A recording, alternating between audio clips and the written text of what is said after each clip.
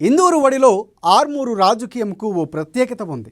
ఇక్కడ రాజకీయాలు ఎప్పుడూ వాడివేడిగా కొనసాగుతాయి. ఎన్నికలు దగ్గర పడ్డాయంటే చాలు పొలిటికల్ పార్టీలు వాడివేడి పంచ్ డైలాగులతో రాజకీయాలను హీటెక్కిస్తూ ఉంటారు. ఇక ఎన్నికలు దగ్గర పడుతున్నాయి. ప్రధాన పార్టీలన్నీ ఎన్నికల సమరానికి సై అంటున్నాయి. ఒకప్పుడు కాంగ్రెస్ పార్టీకి కంచుకోటగా ఉన్న ఆర్మూరు తెలంగాణ ఆవిర్భావం తర్వాత గులాబీ పార్టీ విచ్చుకుంది. ఇప్పుడు ఆర్మూరులో బీఆర్ఎస్ వర్సెస్ బీజేపీ కాంగ్రెస్ అన్నట్లుగా కొనసాగుతోంది. ఈ మూడు ముక్కల రాజకీయాల చదరంగంలో ఏ పార్టీ గట్టెక్కనుంది, ఏ పార్టీ జెండా ఆర్మూరు గడ్డపై పాతనుంది? Watch the story.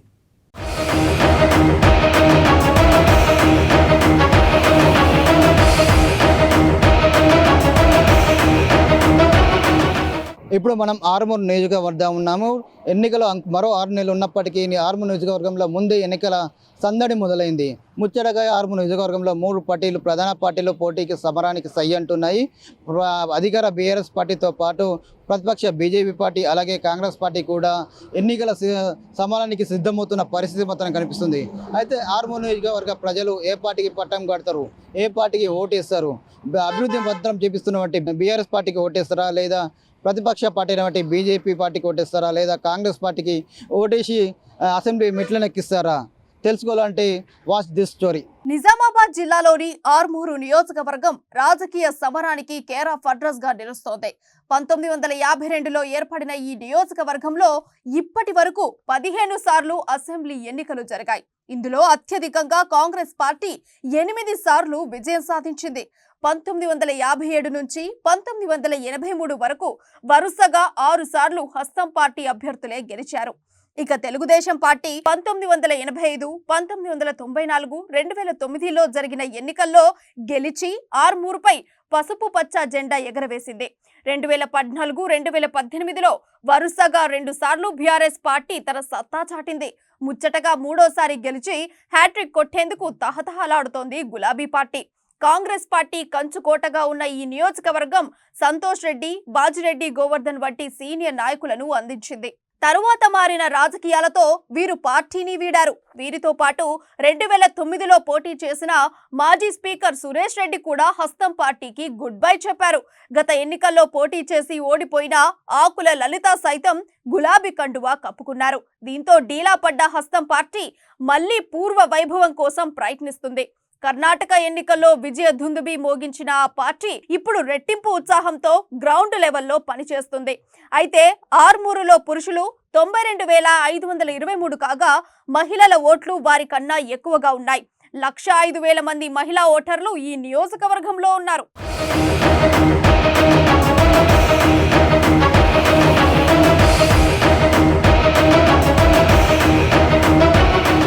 తెలంగాణ ఆవిర్భావం నుంచి ఆర్మూర్లో ఆశన్న గారి జీవన్ రెడ్డికి తిరుగు లేకుండా పోయింది. వరుసగా 2 సార్లు ఎమ్మెల్యేగా గెలిచిన జీవన్ రెడ్డి ఈసారి హ్యాట్రిక్ పై దృష్టి పెట్టారు. వచ్చే ఎన్నికల్లో గెలిస్తే కేసీఆర్ కేబినెట్ లో బర్త్ కూడా దక్కుతుందనే ఆశతో ఉన్నారు. ఆయన ఆశలకు గులాబీ బాస్ ఆయువు పోశారు. వచ్చే ఎన్నికల్లో జీవన్ రెడ్డిని బీఆర్ఎస్ అభ్యర్థిగా ప్రకటించడంతో గెలుపు ఖాయమని, మంత్రివర్గంలో చోటు దక్కుతుందని జీవన్ రెడ్డి ధీమా వ్యక్తం చేస్తున్నారు. అయితే కేసీఆర్ కు అత్యంత సన్నిహితుల్లో ఒకరైన జీవన్ రెడ్డికి నిజామాబాద్ జిల్లా అధ్యక్ష పదవి రావడంతో అతని రాజకీయ భవిష్యత్తు అంతేనని గుసగుసలు వినిపించాయి. దానికి కారణం జిల్లా అధ్యక్ష పదవి చేపట్టిన వారికి ఎమ్మెల్యే టికెట్ వచ్చిన దాఖలాలు లేవు. కానీ ఈసారి మాత్రం దిశ మారింది. జీవన్ రెడ్డికి జిల్లా అధ్యక్ష బాధ్యతలు కట్టబెట్టిన కేసీఆర్ జీవన్ రెడ్డినే ఎమ్మెల్యే అభ్యర్థిగా ప్రకటించారు. అధిష్టానం ప్రకటనతో వేట ప్రారంభించిన జీవన్ రెడ్డి గెలుపే లక్ష్యంగా ప్రచారం చేస్తున్నారు. అంతేకాదు జీవన్ రెడ్డి కోసం ఎమ్మెల్సీ కవిత రంగంలోకి దిగారు. జీవన్ రెడ్డికి మద్దతుగా కవిత ఆశీర్వాద ర్యాలీ నిర్వహించారు. నియోజకవర్గంలో విస్తృతంగా ప్రచారం చేస్తున్నారు. తన హయాంలో కోట్లాది రూపాయల నిధులతో ఎన్నడూ లేనంత అభివృద్ధి చేశానని, రానున్న ఎన్నికల్లోనూ ప్రజలు భారీ మెజారిటీతో గెలిపిస్తారని ఎమ్మెల్యే జీవన్ రెడ్డి ధీమాగా ఉన్నారు. మేము ఏం చేసాం, 450 పథకాలు, ప్రతి ఇంట్లో సంతోషం, ప్రతి కంట్లో ఆనందం.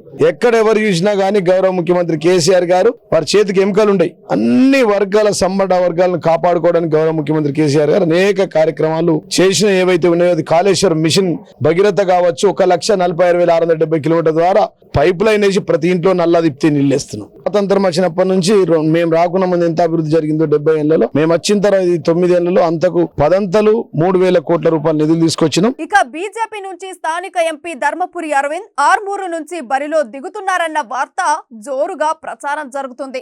దీనికి ప్రధాన కారణం పదే ఎమ్మెల్యే జీవన్ రెడ్డి తనపై పోటీకి రావాలంటూ ఎంపీ అరవింద్కు సవాలు విసరడం, మరోవైపు అరవింద్ ఆర్మూర్కే తన మకాం మార్చడంతో ఈ వార్తకు మరింత బలం చేకూరింది. ఇదిలా ఉండగా గతంలో బీజేపీ నుంచి పోటీ చేసి ఓటమి చెందిన వినయ్ రెడ్డి సైతం విస్తృతంగా గ్రామాల్లో పర్యటిస్తున్నారు. అయితే అనూహ్యంగా ఆర్మూర్ కమలం బరిలోకి కొత్త మొహం వచ్చి చేరింది.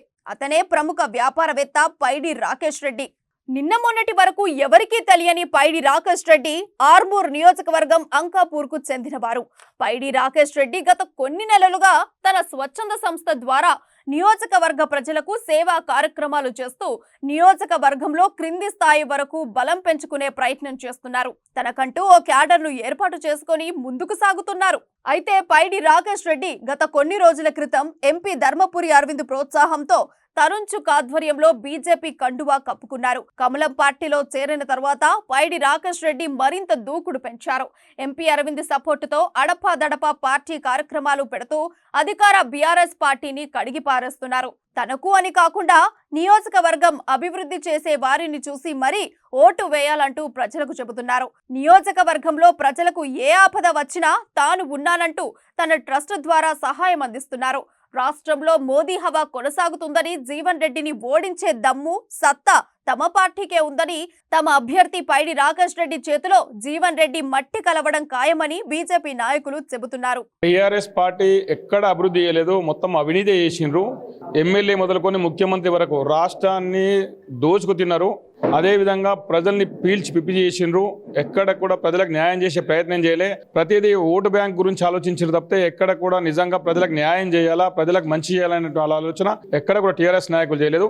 భారతీయ జనతా పార్టీ నరేంద్ర మోడీ గారి నాయకత్వంలో ఈ దేశంలో ఏ రకంగా అభివృద్ధి చేసిండ్రో అదేవిధంగా తెలంగాణ రాష్ట్రంలో కూడా అభివృద్ధి చేద్దామనే లక్ష్యంతో, అవినీతి రహిత ప్రభుత్వాన్ని అందిద్దామనే ఉద్దేశంతో, నిజమైనటువంటి లబ్ధిదారులకే లబ్ధి చేకూర్చాలన్న సంకల్పంతో నరేంద్ర మోడీ గారి ప్రభుత్వం ఏ రకంగా పనిచేస్తుందో ఈ దేశం కోసం, అదేవిధంగా తెలంగాణ అభివృద్ధి కోసం అవినీతి రహిత ప్రభుత్వాన్ని అందించాలన్న సంకల్పంతో తెలంగాణ రాష్ట్రంలో కూడా భారతీయ జనతా పార్టీ ముందుకెళ్తుంది. అదేవిధంగా ఆర్మూర్ నియోజకవర్గంలో కూడా ఎమ్మెల్యే ఎక్కడ కూడా అభివృద్ధి చేయలేడు. అభివృద్ధి కాదు, మొత్తం అవినీతి. అక్కడ ఎమ్మెల్యే గారు ఏం చేసిండ్రు, అక్కడెక్కడ ఏ రకంగా అవినీతికి పాల్పడరు, ఇలా యావత్ ఆర్మూర్ నియోజకవర్గ ప్రజలందరూ కూడా చూసిండ్రు.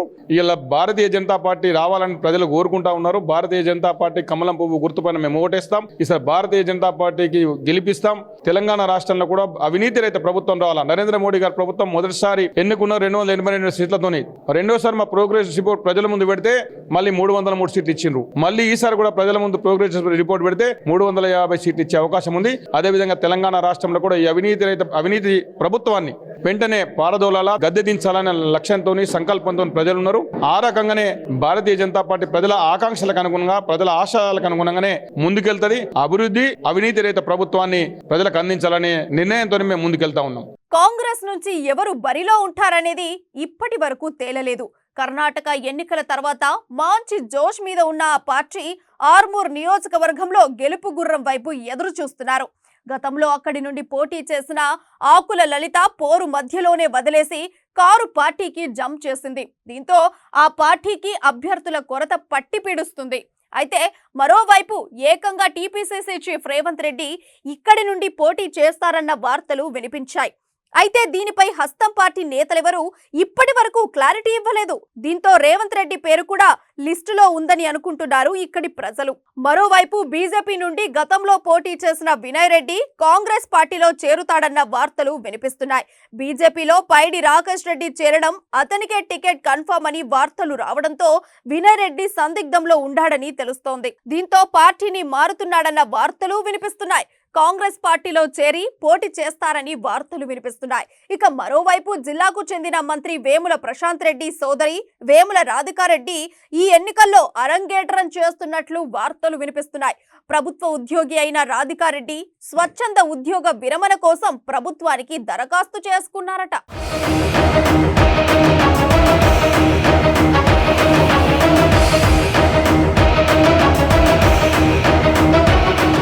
తన తండ్రి వేముల సురేందర్ రెడ్డి రాజకీయ వారసత్వానికి తాను సైతం అర్హురాలినేనని చెబుతున్నారట. వచ్చే అసెంబ్లీ ఎన్నికల్లో పోటీ చేసేందుకు ప్లాట్ఫామ్ ను సైతం ఏర్పాటు చేసుకున్నారట. నిజామాబాద్ నగరంలో స్థిరపడిన రాధికారెడ్డి ప్రస్తుతం వరంగల్ డిఐసిలో అసిస్టెంట్ డైరెక్టర్ గా పనిచేస్తున్నారు. తెలంగాణ ఉద్యమంలో చురుకుగా పాల్గొని స్వరాష్ట్ర కాంక్షను చాటారు. రాష్ట్రం ఏర్పడిన తర్వాత ఆమె రాజకీయ రంగ ప్రవేశంపై ఊహాగానాలు వచ్చినా ఎన్నికలకు దూరంగా ఉన్నారు.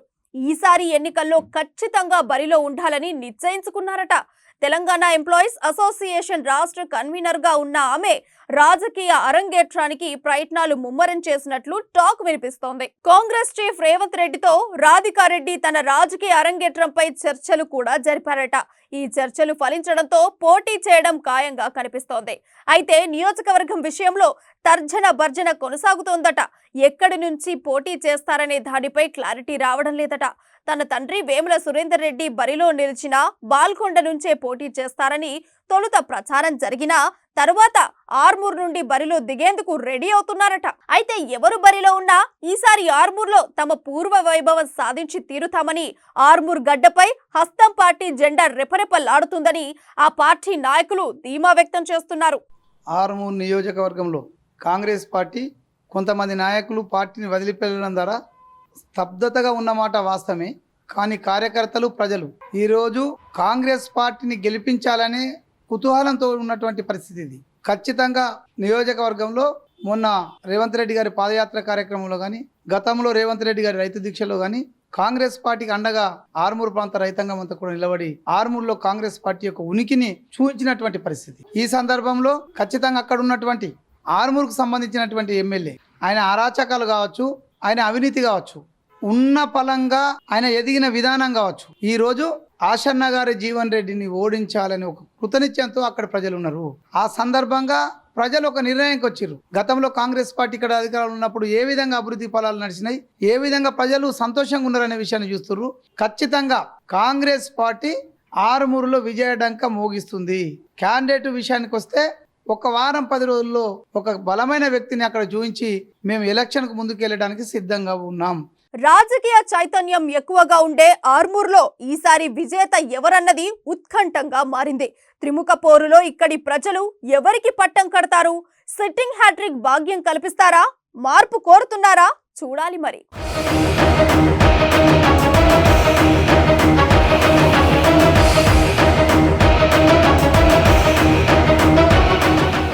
నవనాథపురంలో ఎన్నికల సందడి ముందే మొదలైంది. ముఖ్యంగా ప్రధాన 3 పార్టీలు కూడా సమరానికి సై అంటున్నాయి.